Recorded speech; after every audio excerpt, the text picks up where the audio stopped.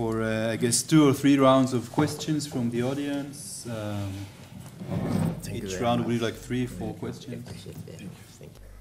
I mean, everybody knows that, I don't want to be too long, but social services are expensive. Social democracy is expensive, welfare is expensive, we know that. I mean, in Sweden, for example, you pay, I think, 53% of your income or your salary is gone at the end. You don't even take it at home. Germany is like 40, 43, 45% is gone, you know, when you take your salary home. So welfare is expensive, and even those countries where you think, wow, the welfare is perfect, they just cut the benefits as well over the last years. What I wanted to say with it, in most of the countries all over the world, you have the feeling that the state is loading the responsibilities on the shoulders of the citizens. They have to manage somehow. If you're poor, you can just go to the state hospital. You have to be lucky if you meet a nurse which is educated enough to treat you, or a doctor. I mean, İzzettin, you talked about the brain drain, basically from the public sector to the private sector. So basically, but they still offer a minimum amount of social services because they want to get re-elected. I mean, this is, you know, something they have to do, otherwise the government will be kicked out. But what is of interest to me is there a connection between this privatization and politicians? Is there a connection? Because sometimes I have the feeling that politicians, with the privatization, they are benefiting as well. There are some links, you know, of politicians having some links with their buddies and companies, and there, you know, it's just interesting to see this connection. You find that in a lot of African countries, for example. Then all of a sudden they privatize a bank, and then the nephew of a minister is all of a sudden, you know, in charge of the bank. So I don't know. I have no clue about Israel, and I know that there are links in Turkey. But this is my question. So how does this influence also drive privatization? And is there some sort of neo-patrimonial structure in the countries? So thank you very much for this kind of illuminating kind of overview. I think we're all friends here, and we all are relatively critical, some more, some less, of privatization. So in that context, I'm going to raise the question. State-owned services is relatively a new phenomenon. You would know much more than I do about this, but I think it's more or less a 20th century phenomena. There were many of these, you know, education was privatized, health was privatized, and it was given by private people for money.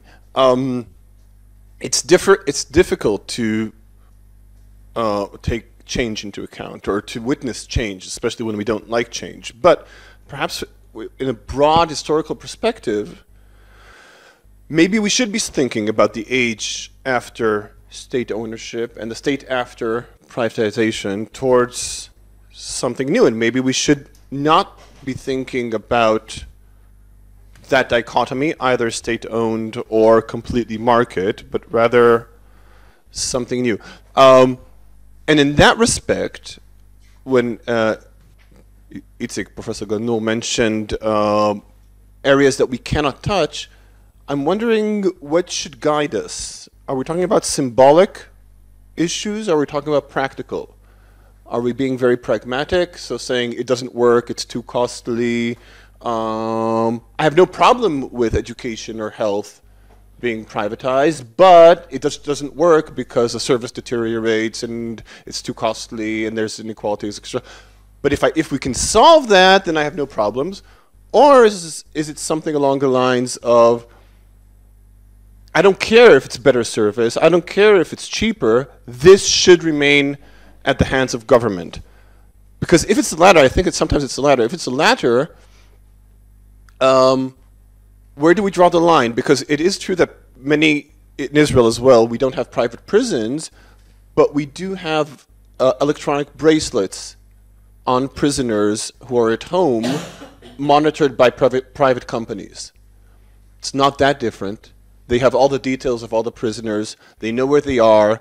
They monitor them. To an extent, in some cases, it's worse than private prisons because they actually have all the details. So where do we draw the line if it's only a symbolic, only in parentheses, a symbolic issue? Okay, my name is Ruven Pesach. I'm an economist at the Economy Ministry. Sorry, can you repeat your name? Ruven Pesach. And I'm representing myself only. I would like to add some dimension to the discussion because we're talking one side privatization, one side government, and referring to the only woman that got a Nobel Prize, Elinor Ostrom, she offered another way of dealing with economic problem, which is the common, where it's not privatized, it's not government, but it's managed by commune, by group of people. And she also I would say, challenge the concept of what to privatize. And one of the issues that she tackled is the policing. In the United States, actually, again, it's a question if it's privatized or government, but even universities have police force, and they have police role in managing the university, and she offered the answer that sometimes it's was to think about other way of organize economic activities. Actually, if we think about it, Israel is one of the places that economy was organized in a completely different way. And I'm talking about the Statute, the way actually the union, the general union in Israel for our Turkish people, they, until the 80s, they hold complete, a lot of the industry sector was held by the union itself, managed by the union itself. Actually, about 90% of the health sector in Israel was not government, but union sector, held by the unions. Some of the financial, even sector, the insurance sector, was largely held by the union. And so I think when we talk about privatization and government role, we should also think about different ways of organize economic activities. Okay, so let's take these three questions. I think also relate nicely to each other, and maybe begin with you. Yeah. Thanks. Thank you very. I think it's operating. I think. Thank you very much for the questions and the contribution. I'll begin from the last one. Thank you very much. This Ostrom, I think you saying about, and this lady came to Turkey and made some experience in Turkey also, in some areas in Turkey also. And that's what I meant. I didn't intend to pose it here in my speech, but this is what I have in my mind. I mean, indirectly now. When we say state, we say government, we shouldn't be only thinking a kind of organized thing. When people doing something all together, taking decisions collectively, and doing the service without pursuing the aim of profit, rather than pursuing the aim of common benefit. That's not profit. Like a cooperative kind of organization. This is government. So when we say government, we're not thinking only the Israeli government or the Turkish government with our long man, the president, right? This is not the government. But we used to think as such, like Bourdieu says, because we are accustomed to think as such. Because we are experiencing such organization of the societies. So that's absolutely correct. That's what I mean. But this can be done. And I think this should be connected to, sorry about your name, I'm very sorry, very, very frankly, I apologize for this. Coming to you, sir, yes, I will not suggest that we should be addicted to practical solutions. Because the practical solution would lead us to hundreds of thousands of steps in the long directions it may take us. But we should always try, at least as much as we can, we should spend all our efforts to find the core issue. Who is doing this? So we must speak about the system. It's very important. The system is doing all these things. So then, I don't know if we shall succeed or not. It's another problem. But scientifically, how to find or define our way of direction should not be practical. Because practical certainly not, for sure, I'm sure about that. Certainly it would false us. It will direct us to a false direction because it will direct us to his own or its own direction, not to the direction of the common benefit. It's very important. Well, I think this way. The social services. Why do we have social services? The answer is not coming from me. The answer is coming from James O'Connor. What is the role of the government? The role of the government is twofold. One is just to make capital contribution, to make capital increase, make all the services, make all the expenditures in the way of forcing the private sector to capital accumulation, because it gets the taxes from this capital accumulation. And secondly, but the system must be legitimized. Otherwise, the system would not survive. So the legitimizing depends on various things, on the social consciousness, etc. The need for market is another thing. Social democracy, that was for the need for market. That was not for individuals, that was not for people, but need for market. We don't need now more market. They don't need market because they have the globalization now. So therefore, we use all the world. So therefore, we don't have the social democracy right now. It's decaying. But there is, of course, some time. The time would pass. I don't know where we will be going. So social service, we shall plan. Now, one last sentence. Well, of course, when I'm saying this, it doesn't mean that we should not do anything now. We should take all our measures in order to increase the social benefits, in order to increase the social services, in order to increase our wages, our salaries, in order to, relieve from the public or the repressing forces coming from the capital and from the government. But we should all, at the same time, be aware that this is a transitory measure.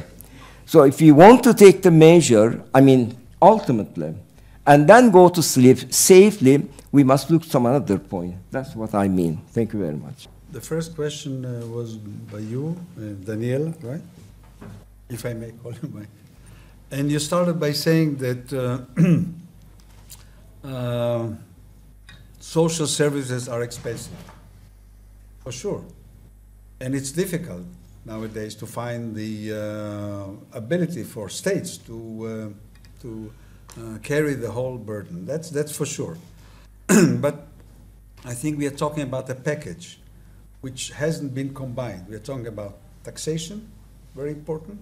How do you manage taxation so that you don't increase inequality? The part of the state in the general welfare, what we call public expenditure, broadly defined. And then privatization. If we look into those three things, we can think in terms, not just in terms of separate things and short-term benefits, but we can, if I understood your question, whether, then you went into a different area. You asked about the link between politicians and private owners, or what you call the patrimonial aspect of privatization policy. I'm no expert on that because you are talking about corruption, if I hear you correctly. And I haven't seen any study which shows, but there are rumors, for instance, in the USSR previously, that probably somebody benefited from the selling of all those infrastructure and companies and so on. I mean, it's difficult to become a tycoon, as we call it, or a multi-billionaire. Oligarch in such a short period, and I know, and in Israel too. There are some oligarchs, or we call them tycoons, I don't know even in what language, that all of a sudden appeared on the horizon, and you can find that they bought some government corporation or got some government licenses or some concessions and this and that. So there is probably, but you know, this we need a different area of expertise. I mean, but thank you for pointing it out. Now, Amir asked an interesting question. He said that state-owned services are relatively new. Yes, but let me remind you that, you know, education was not universal when the state was not involved. And health certainly was not at the highest level when the state was not involved. So we are talking about something which finally there was some kind of a definition of a common good, of a public good, of a public set that now we cannot go back because the price is, and we can see the price is inequality in areas that you probably know better than I do. So I would say that if somebody can show that in a certain area a private service would do better and would be cheaper, and you at least maintain the ability that everybody would benefit from it, on principle, who can be against it? Trouble is that we know it's not happening in education, for instance, or in health, or in welfare, or in pension system. It's not. The opposite is happening. So it's a practical question which is based on an ideological assumption that the private market can deliver those services more efficiently, cheaper, and still remain a certain level of equality. It didn't happen in most countries. I'm not just talking about, certainly in Israel. But we can discuss it later. And finally, Reuven, you asked about other ways, and of course, there are many other ways, and some of them are all. We're talking about rethinking cooperation, cooperatives, community managed, Eleanor Ostrom, of course, different ways of economic activity. There are some ideas about zero-based budgeting on a communal level, Brazilian model. And there is now this thing which is called collaborative government, in which we are not talking about division of labor, namely that the state decide to contract out and then you have a private implementation or delivery of services, and the government regulates and remains responsible. We are talking about a model in which there would be a real collaboration, or what the British called a joined up type of services, in which there would be a mutual planning and mutual execution, and in fact, some way of mutual responsibility, even for state services. So we are not just talking about defining areas, but talking about working together between the three sectors: state or government, the market, the business enterprises, and the social organization, the third sector, as it is called, and so on. And now, with the next step of our project, after we looked at privatization, we are now looking to regulation. And the one we are starting now is to look into different areas of collaborative government. What does it mean? Where can we find examples? And more important, can we say something about it as a new way of coming back to your question of having ways of dealing with this difficult problem of how to deliver social services without a welfare state, because the welfare state is probably on its way out. Not that I'm saying it's good or bad, but this is a new way, an interesting way of doing it. Thank you. Thank you, Professor Galnoor. Because I was, for the last comment specifically, I was just thinking of that point specifically in terms of the participation of local governments. That I would ask your opinions about decentralization in the public sector, and I believe that much services could be, or social services, providing food banks or providing kindergartens, such social services could be managed on the local level with the collaboration of the private sector at that local places, maybe because local governments are more prone to the reactions of the local people. In that sense, they are more liable to do something and accountable to do something.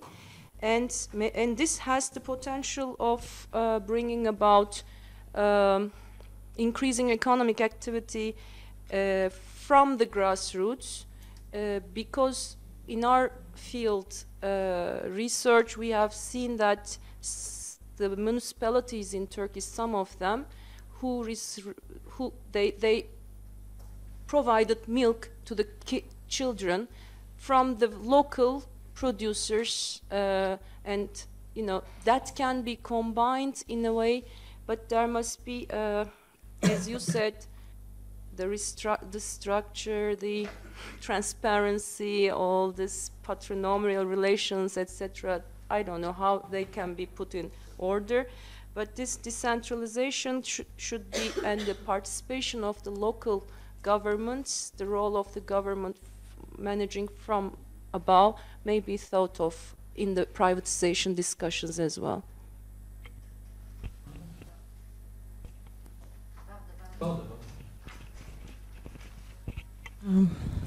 Thank you very much. All the presentations up until now have been really very interesting. I mean, the reason I put up my hand before is because I wanted to push Amir's question a little bit further down this bumpy road of asking about the effects of privatization, but I see privatization as a very advanced stage of processes that are much deeper than the actual act of privatizing, and I see the whole process and privatization as affecting the nature of democracy, the nature of agreements between us as citizens and the government. And in the two areas that I deal with, and education and the rights of workers, here I said the word rights. I think there are concepts, very deep concepts, are changing in our mind, because one of the things that bothers me is why isn't there an outcry about disparities, especially as I see them in Israel. People accept them, and Professor Galnoor said the word equality, but the word equality in many of the regimes that go with privatization is almost a dirty word, and the word that is that we hear most of all, and we didn't hear it once today here, is the right to choose, the idea of choice, which is the prevailing idea behind the new nature of democracy. And I think that if we are not going to put these questions on the table today, tomorrow we are going to go into very particular issues, and we are not going to discuss this wider question. And I think Amir, when he asked the question, so what is going to guide us in making such decisions? I think what needs to guide us is at least to discuss the changing nature of democracy and the relationship between citizens and government, and what we mean by rights. And do we still have any rights at all? I don't know.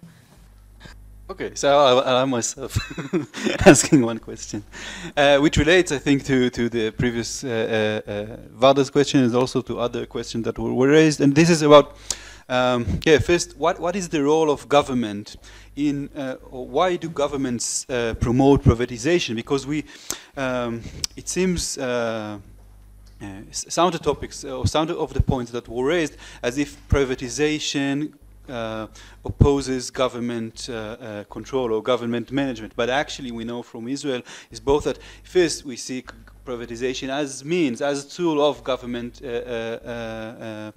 policy, and also that government and certain government offices were very supportive and actually were the most, maybe the most significant force behind this shift. Is this just about, you know, yeah, we know it's finance ministries concerned about budgets and eventually concerned about the demands of a globalized capitalist economy that they need to, or is it just that, or is it more than that? Because we know that it was also, I think, in Israel at least, so it's mainly about Turkey, but obviously it's what you have to say is also interesting to me. You know, is it also, what about the fact that government units, not just finance ministries, were using or referring to privatization as means to make services more efficient, as means to deal with what they identified as public sector problems, right? And the other thing, which more completely relates to Varda's question, is about, you know, what is the for more wider social perspective, what about the middle class? Where is the middle class in this story? Why does or to which degree the changing social structures have enabled that and legitimized that? Yeah. Oh yeah. Ah, sorry. Thank you very much. Just, I would like to say, I'm anxious. Yeah, I would like to say just a few words. When we, speaking about democracy or social right, let's put it this way, social right, are we thinking very freely as if we are thinking in a fanus, in a vacuum, or just we are, as Pierre Bourdieu has put it, constructed constructions? If we are constructed constructions, then we are controlled. And then who is controlling us? It's very, very important. So if we are control elements, and when we say, for example, governance, when we say, for example, decision in a governance atmosphere, so that means that we are coming together with the government or any force and the people. In this technology, in this level of technology, for example, if people do not, which they don't, that's certainly, how can they come together and make a kind of collective decision? Are they equal to each other at this level of technology? Who has this technology? And where does this technology go? So when we speak, democracy is a good concept, that's correct. And social right is a good concept, that's correct. And also the same thing is correct for the case of local authorities. Are they part of today's governments? They are not the Ostrom type organizations. Because when you come to the benefits of the privatization that Daniel asked, well, please, with your permission, look at, if you do that, page 2 of my handout I just gave to you, page 2, SECA. Well, no, just an example, SECA. This was sold to a family which we know from the newspapers is a very close relative of the governors. What does it do? SECA, the second page 2. There are many others here. So therefore, if they are, I mean, this government is connected to the capital, then we can't get them apart from each other. Or how can we get them apart from each other? Keeping the capital on one side and the government on the other side, we can't just, we can wish, we pray for this, but we can't make it. It's very important. So therefore, the big power should be got rid of. It's very, very important. That's the point I would like to stress here. the big point, the big power. Who is that big power? I don't know. So the society must be partnered with this big power. So when power is concentrated, it has the sole power. No other thing is important. We can't have governance. We can't have local authority. We can't have anything else. Well, very in the extreme form, I'm speaking, of course. So if this power is in a way socialized, then we shall have the power, but in a socialized form, we can solve many other problems. Then, again, we become constructive constructions in borders terminology, but in another fashion. Thank you very much. Sorry about that. Local government. Thank you for bringing it up. I mean, you have the expert sitting next to you. She should answer the question, so I'll just say three things quickly. One, in our definitions, we have the whole set of definitions. We do not call transferring power, responsibility, etc., from central government to local government. We don't call it privatization. We call it decentralization. Decentralization. Because those are elected entities, elected governments, and they are not private. And those are, and it's important in the context of Israel. Local authorities are weak because it's centralized. Oh, it's a small country. I mean, compared to Turkey, of course, it's entirely. I'm sure it's entirely different. Weak, and unless you are a big city like Tel Aviv or so on, very difficult for them to deliver social services, and it is done from here, from Jerusalem. But the simple idea that you presented, that instead of privatizing, maybe we should strengthen the local government in Israel. Give them more authority, give them more money, and trust them a little bit. And then instead of privatizing, let's get the local government to do to deliver some of the stuff. This very simple idea has, I'm saying a responsibility here because, as I say, I know the government. This simple idea has not occurred to the Israeli government. For good political reasons, let's not be naive. But it's never been on the agenda. I'm saying it with full responsibility. So. But then there is Vard. Now, Vard, you want to take us back to I said, we started with democracy and got into privatization. Now you want us to start with privatization and go back to democracy? And you're absolutely right about that, because certainly one of the reasons why we are worried about this is because we know that in the end, a state which is not democratic, could be efficient, could be economic and so on, but is not democratic. And we also know that democracy involves a certain amount of belief in equality. But I think, thank you for putting the context. And finally, Ronen, why governments government ministries promote privatization?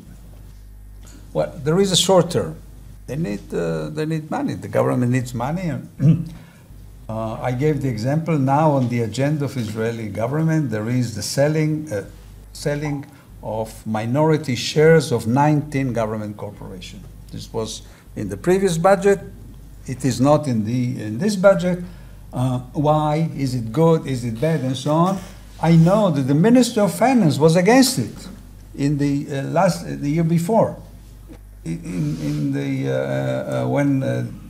the previous government was there, was against it. And then, I'm talking about the Minister of Finance, the previous one, then all of a sudden changed his mind and supported it. Reason?